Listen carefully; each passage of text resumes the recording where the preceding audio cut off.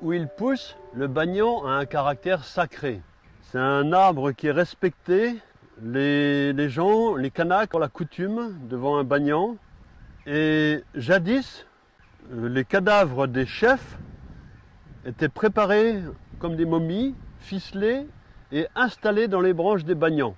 Et ça, c'est une attitude, enfin un rite qui a été appliqué également dans d'autres pays.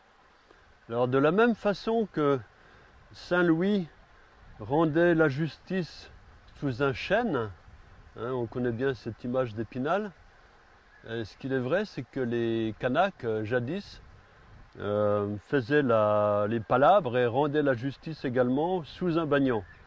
Là, je suis juste devant un banyan, un des banians les plus spectaculaires de Nouvelle-Calédonie, un peu comparable à ceux qu'on voit sur les ruines d'Angkor, au Cambodge.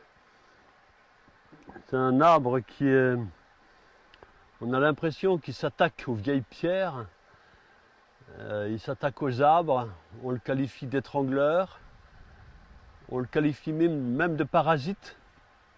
C'est pas du tout un parasite, parce que il ne peut pas se nourrir de vieilles pierres.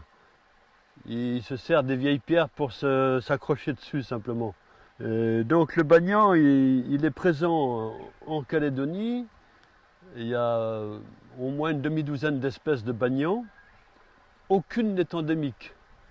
Tous les banyans qui sont présents sur le territoire sont également présents en Asie ou dans le Pacifique ou en Australie.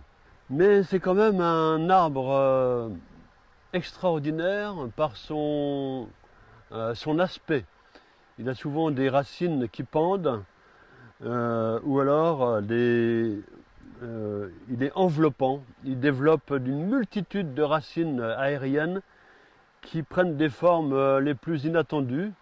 Comme ici par exemple, il est carrément plaqué sur les ruines d'un des bâtiments de la pénitentiaire.